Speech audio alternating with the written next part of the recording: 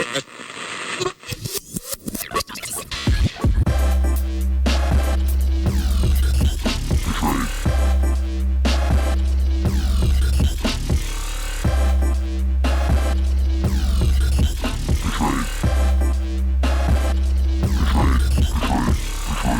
Betrayed. And we're recording. Welcome back to The Betrayed. I'm Gina Beck. I'm Drew Williams. And I'm excited. I'm excited to talk about these two topics because they're very different. And I think, I don't know, I think a lot of people will like to hear what we have to say. The first thing is the Amazon. Now, I don't know a lot when it comes to the politics. I don't live there. I just don't know enough. But I do know that Spencer Vibes on YouTube and Instagram, he put out a video and it has amazing footage. I'll put a link in the description so that you guys can check it out if you want. But Drew has some great facts. Yeah, I just don't know a lot. Sorry. But I will put my input and my opinion, even though I bet you guys don't give a shit about it. Yeah, well, I mean, that's first things first. I'm no expert on the Amazon or atmospheric science or anything like that. These are just data that I've collected from more valid sources, and we'll go from there. So, first and foremost, the damage is real. It's really, really sad. There's a bunch of really rare plants and animals that have probably died, may have gotten closer to extinction because of these. But there's a lot of misinformation out there. The one of them being the biggest one, that the Amazon is the lung of the world. That is. So there's an article that came from Scott Dinning, a professor of atmospheric science at Colorado State University, and he had an interview with one of the world's leading Amazon forest experts. His name is Dan Nepstead, and this is what he had to say about the lungs claim. It's bullshit, he said. There's no science behind that. The Amazon produces a lot of oxygen, but it uses the same amount of oxygen through respiration, so it's a wash. He later goes on in the article. He asked Nepstead again. He's like, "What about the New York Times claim?" And this is what they said: if enough rain forest is lost and can't be restored, the area will become a savanna, which doesn't store much carbon, meaning a reduction in the plant's lung capacity. Nepstead replied with, "Also not true." He's also a lead author on the most recent Intergovernmental Panel on Climate Change. In the report, he says the Amazon produces a lot of oxygen, but so do soybeans and cattle pastures. Right. He goes on to say there's enough oxygen in the air to last millions of years, and the amount is set by geology rather than the land use. Wow. It's the fact that this upsurge in deforestation threatens some of the most biodiverse and carbon-rich landscapes on Earth is a reason enough to oppose all this deforestation. I can't even say the word. It's all good. Deforestation? Is that Deforestation. it? Deforestation. I all helped right. you. It's all right. No, say it's it all right. better. There's a lot of big words here. Like I said, I'm smart enough to read the articles. I'm not smart enough to do the studies. But that's what a lot of people don't realize is people keep putting this like global warming type thing. The fires were started intentionally. It was started August 10th. I don't know what the name was in Portuguese, but it roughly translates to Day of the Burn. Didn't they have fires like this in 2004 as well? I think it was a similar situation. I forgot to look up the stuff on that, but I think it was another similar situation where the ranchers and the soybean farmers mainly are lighting already partially deforested areas and areas on fire. And this time it was like kind of like a signal to the Brazilian president. And the Brazilian president, the best way I could describe him is he's what everybody thinks Donald Trump is. He actually is. And I don't know what we can do to change what's going on over there. Like they FaceTime and eat Burger King together. You know, they're a lot alike, and in a lot of ways they really are. It's true. But something that I was reading was that I'm pretty sure, correct me if I'm wrong, I'm pretty sure it was 2004, that they had fires and it was like this, but I guess these ones are not as severe yet.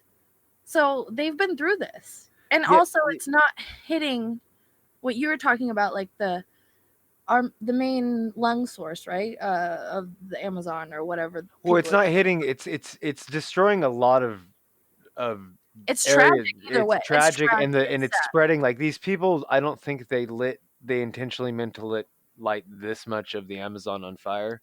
Yeah. But these are people that are, for the most part, pretty poor. They've gone through a recession, and agriculture business, which like includes soybean and cattle, counts for like 25% of their GDP. So you got to kind of put yourself in their shoes on some point. Like it's not a black and white issue. It's very very complex, and then you have a lot of people that are throwing an input that's really just not true, and it's not helping. It's like you should be upset that these things are being burned, and nobody's really doing anything other than sharing pictures, which most of them are either old or not even in Brazil or even Which, in the Amazon. yeah, which is why I encourage listeners to click one of the links in the description. You'll see under Spencer Vibes. He went there just recently and got amazing footage, was up close, and he was able to help the best he can, and he plans on going back. So he's His actually, video is really good. It really does show, because it's not anything to like, it's not anything to celebrate. It's really really really sad. It's a he's very, actually helping. Yeah, he's not there just to watch or anything like that, or just to get footage. He didn't get as much footage as he could have either. He definitely was had a focus and a goal, and he plans on going back, and he's very passionate about it. So you should really check that out because it's not old stuff. It's very current. It's the most current thing that I have saw on it so far. Um, and I'll have one of us put in the description links to more of the science stuff base that I was talking about, because some of it's pretty boring, but some people might be interested in it.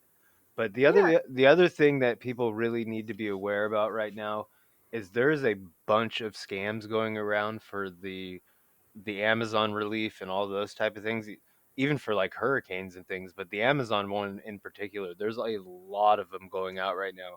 Make sure you're actually donating to something that where it's actually going to help the people, or at least the Amazon, or fight the fires, or something where you want it to go, because there's a lot of people that are taking advantage of the situation for a really sad reason. I mean, just nothing but greed.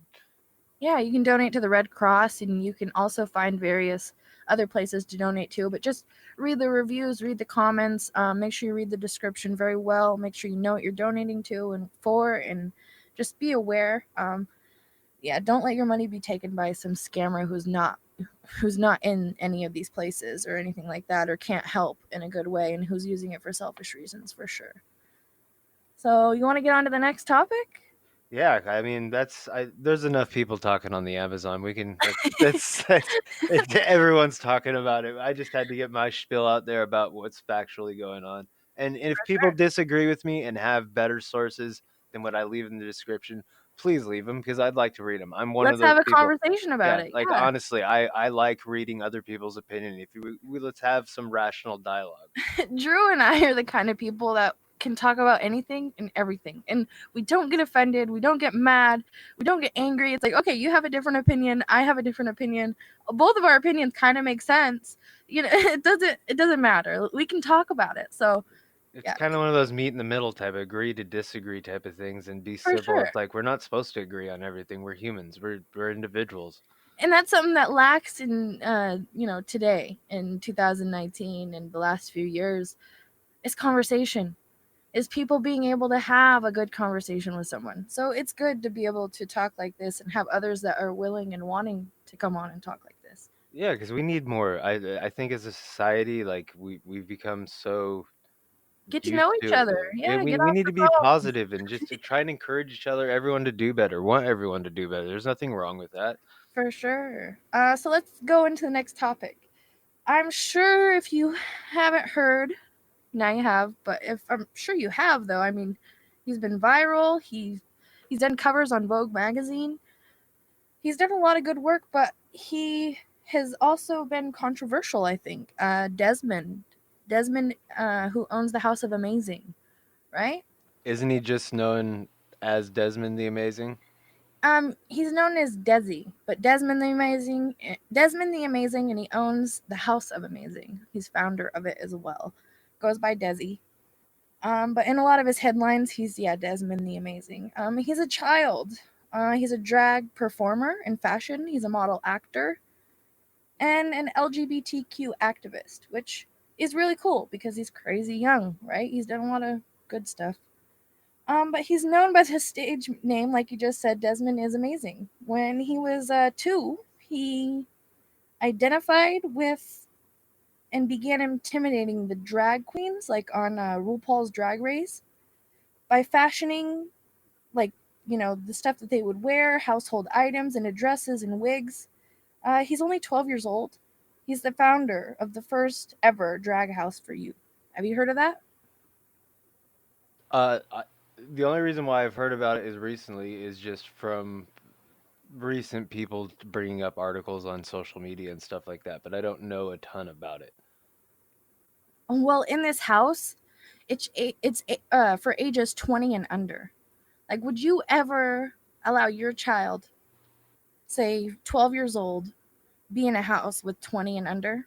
Like, what would go through your mind to be in I this mean, house with all of these that's children that and young men? that seems like a strange number to have, considering. Yeah, that's. I don't know how you could sign off that as a parent. Granted, I don't have kids, but I see those situations that nothing good can come of it at some point. Right. It's, in my opinion, I mean, parent supervision is number one, and if that's going on 24/7, that's one thing. If it's not, what's going on? You know what I mean? Like, what? Well, I don't know. I would not let that happen. That's my opinion. But there's just other ways to be able to spend time together and do activities without having to live in a house together with, if you're 18 or older, you should not be in a house with young boys, Well, I and think, I right? look at like some of the more viral videos that people are concerned about with him, because I think he is a positive kid, because I think he hasn't done other stuff with like makeup and stuff like that. Right. Which Um, I was like I said, he did the cover of Vogue magazine 4 times, and he also, on top of that, though, he did the Macy's collab. He collabed with Macy's and did a whole makeup thing. yeah, I don't think there's anything wrong with that. That good for him. No, that's an amazing accomplishment. He's definitely accomplished a lot, which is like what I want to get into. The video of him dancing in drag in front of the grown men, the viral video that everybody's watched. If you haven't watched it, I'm surprised because it was everywhere and it's been everywhere. But these grown men were throwing dollar bills at him. So I don't. This just boggles my mind because in order for people to get into, like, say, strip clubs or buy cigarettes or buy alcohol, you have to be a certain age, right? How come this 12-year-old is dancing on a stage in front of these grown men and in this kind of setting? It's kind of like a sexualized setting, and I just don't think it's appropriate. You know what I mean? And I think that if he now this is my whole point of this topic, is if he would have done or wouldn't have done that video and that done that on stage, would he still have accomplished everything that he has accomplished, like the Vogue magazine and the makeup with Macy's and multiple other things that he's done? I I, I I just don't understand still how he was able even to do what that video had on it. It just, I mean, I just watched a video of a pretty young kid. I guess he was under 21, a metal kid playing bass, I believe, and he couldn't go inside the bar. The two of the members couldn't, so they stood outside and played with they had the wireless set up on their guitars and bass, and they played outside. Like, how yeah. did he get into a strip club? I read that his mom was there. His mom let it happen. as a mother, would you let that happen? In the comments, let us know. Would you let your child, 12 years old, dance on a stage in front of men and get money thrown at them? And he was starting to take pieces of clothing off as well. As a mother, I could not just watch that, and I would not just let that happen. There's settings, times, and places for things like that, and I think that they could have set something up that wasn't in front of that kind of audience. Well, And there's also that video of him. I forget which drag queen it is that he's sitting with, but it's like a live stream, and he imitates doing ketamine off his hand. Like well, those things concern me. right, yeah, I think if your child wants to perform, they can in front of other children, or parents, not just in that setting. But I think that he could have accomplished everything that he has accomplished and is going to accomplish in the future without doing that viral video as well. I think that that didn't need to happen for him to have the 4 covers on Vogue magazine and because that all happened after it went viral. So I put the two and two together, and people Oh, have asked that too. And I think, yeah, of course he could have. Just being an activist and being what he's into and having a voice, he has a voice just like any of us have a voice. And if he's outspoken and he's able to get an audience off of that, he's able to do shows, which if it's not in front of the sexualized setting, I think he would just go as far, if not farther. when I if because makeup seems to be something he really enjoys. Like I don't think it's a bad thing to let your child have makeup. It's just don't sexualize it. And I understand that you could make the argument that lipstick is sexualizing, but I we live in 2019. It's not the Victorian era. Like I just Well, if he's dancing on a stage taking clothing off, it's just that's very sexualized setting, especially with the kind of audience and hooting and hollering. It was just very is disgusting. It's disgusting to watch. But let's talk about what he's accomplished because I have a list of things he's accomplished. He's accomplished a lot. He's slayed the runways at New York Fashion Week. That is something that, as a 12-year-old, that is something that 18-year-olds, 19-year-olds, 20-year-olds would kill for. So that's amazing that he did that. is he the youngest drag queen to ever walk that runway? Um, I can look that up while I'm naming off his other stuff, but I'm not sure on that one. But he's also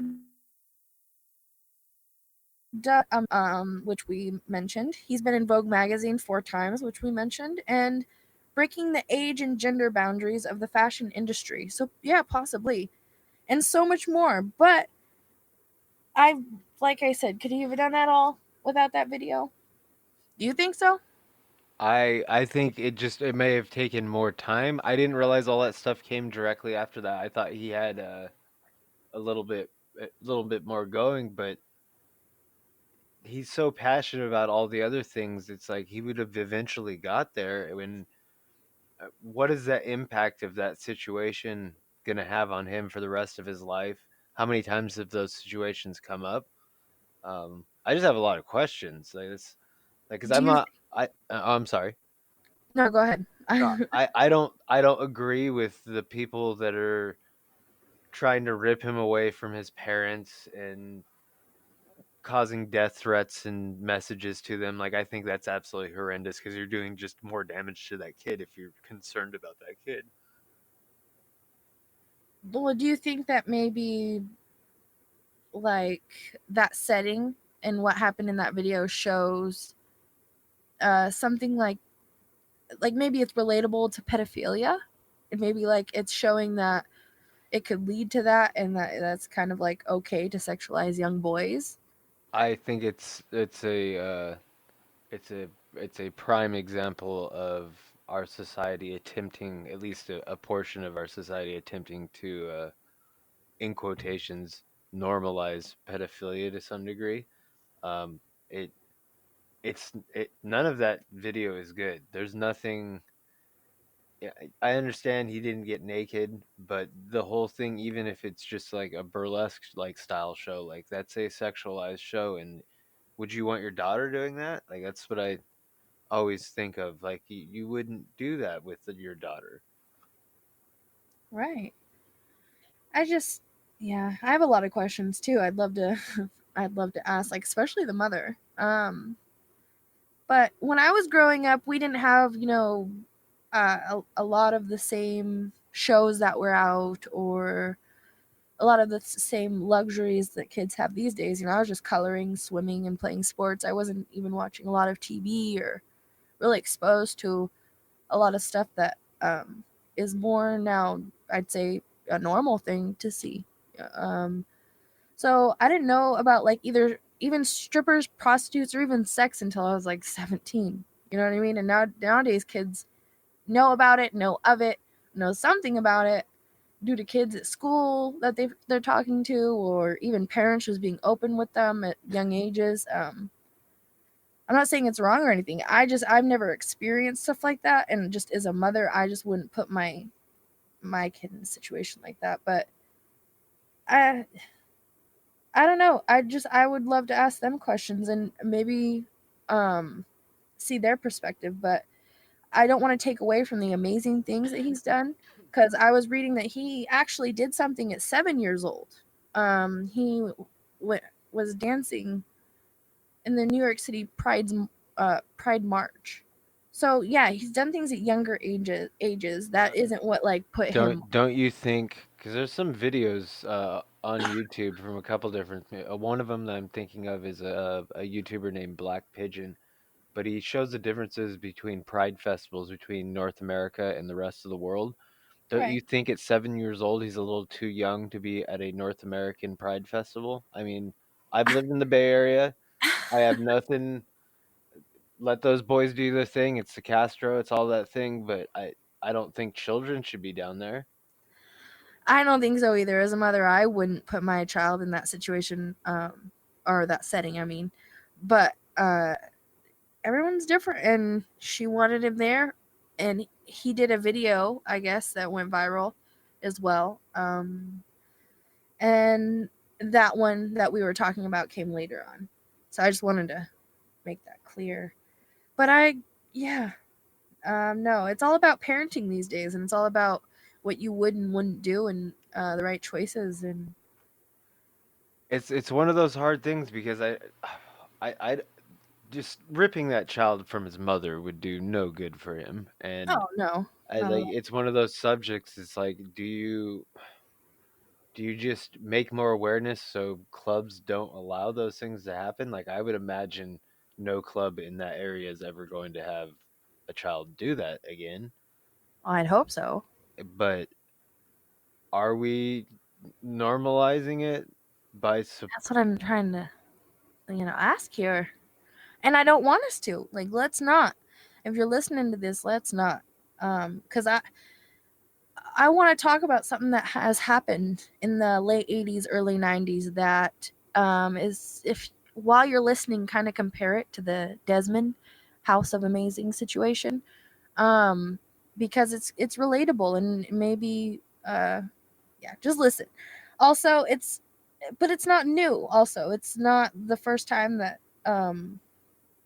like this has been talked about. Like, I'm sure that you can look this up. It's about the club kids. Um, the club kids, it started in the late 80s, early 90s, and it was up to about 750, excuse me, at different levels.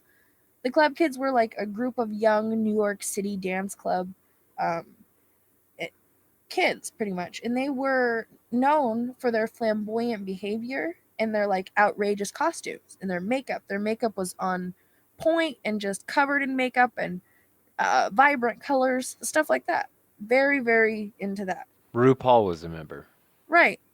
And but they added drug dealers later on to the club kids roster, and a guy named Peter Gatens, um, he added these drug dealers to his payroll, and an increasing number of these club kids became addicted to drugs. So it was just messed up, right? The movement got interrupted and declined when Rudolph was elected mayor of New York in '94, and he was targeting the city's nightlife industry with his quality of life campaign. And eventually it collapsed after Ali was arrested for the killing of his roommate. Crazy. And also, a fellow club kid, Andre Angel Melendez, and Peter was charged with tax evasion. So he got deported to Canada. So Ali wanted to make everyone into, or he wanted to make everyone superstars and put them into a factory and have them live there. And he said that he would, make them big, right? And help them with their future and their careers. Doesn't that like sound similar to the House of Amazing? You're putting 20-year-olds and younger in a house, calling it the House of Amazing, helping them with agents and marketing and shows, and there's just a lot of similarities, kind of like repeating history. You know what I mean? It's absolutely, I know, because if you know anything about EDM history and like North American dance music from like the 90s on, like the club kids always come up because the costumes were so insane. And Giuliani's his attack on the whole scene. I mean, he didn't just go after the drag queen scene; it was the entire nightlife, the DJing scene in general. Um, the club kids, just like Desmond's House of Amazing, I think started out with really, really, really good intents, because Right. a lot of those original members were very isolated. They were a giant minority, even in a crazy city like crazy area like New York and all those areas. Yeah. And And don't you think like promising these, kids or young men a great future and telling them that they're going to be superstar or a superstar, it sounds rewarding to anyone, especially in those hard situations. But I think that things like that are not okay. You shouldn't fill like a young man or young kid's head with all of this hope. It's unhealthy. It's under unhealthy circumstances. And if they're over 18, they just shouldn't be in a house together. And the club kids shouldn't have been ran by grown men. It shouldn't have been just ran by them who brought drug dealers in and just started corrupting it. And you're right, it did start with good intent, and it did start to be like, oh, we're going to create a movement, and it's going to be the future. But it's just absurd that parents, it all just boils down to the parents, that parents would allow this to happen. Or maybe a lot of the club kids were probably runaways then, and they just needed a home. And I mean, if you tell them that they're going to be a superstar, I would stay. there's a couple documentaries if people are interested in it. I believe one's called Blaze of Glory: the Rise and Fall of Michael Alley, and there's a couple of them out there. You me and Gina were going over stuff, and we had this kind of like realization that there's she really came up with there was this connection between the factory and what potentially could happen at Desmond's House of Amazing. I don't want to put them on there like it's going to go to the route of Right. the murder and all those type of things, No, but I no. think it's setting up a prime example for abuse exactly like that. And are we watching history repeat itself? I think Yeah, that was my question. I hope not. I hope not.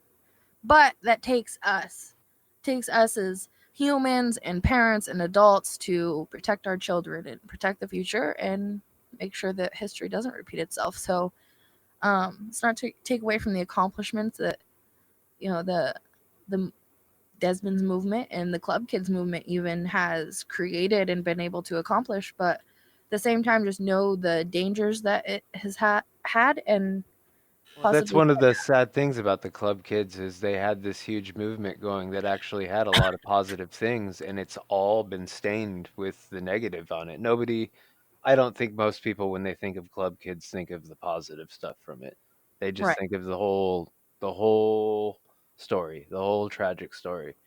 And it's I would hate to see that happen to Desmond because he's like, not to say that he's going to be one to do it, but if it happened in in that house or something like that related to that, it'd be really sad to see him his career destroyed or something like that, because with all the things he's so young and he's got got crazy following. He's got, like you said, the makeup line, all those things, and I he could be an advocate still. He could do a lot with his voice, even with the things that he's gone through already. He could take and learn from that, and like it'd be really interesting to hear from that kid 10 years from now, like the things what he's For experienced. sure. You know, Oh, after for he's sure. grown and can put all those things together, it'll be very interesting. I wish him the best and like good luck for him. Like I don't I don't want something bad to happen to young kids. And Not at the all. thing is I don't want people to think that we're attacking the drag queen community because these things happen in all communities. Yeah. Every single community has like pedophilia is a problem, and it's it's all those things are just they're real. You just got to be aware of your situations and what's going on. Be aware of your surroundings and who wants to spend time with your children, for sure. So I think that cuts it. I just really appreciate you for subscribing and for listening, and make sure you check out the description and check out the links there that we leave for you, and follow our Instagram so you can know behind the scenes and when episodes are coming. I appreciate y'all and I love y'all. Thank you guys very much for listening and subscribing when you do. Much love. Banana cats. Banana cats. Peace.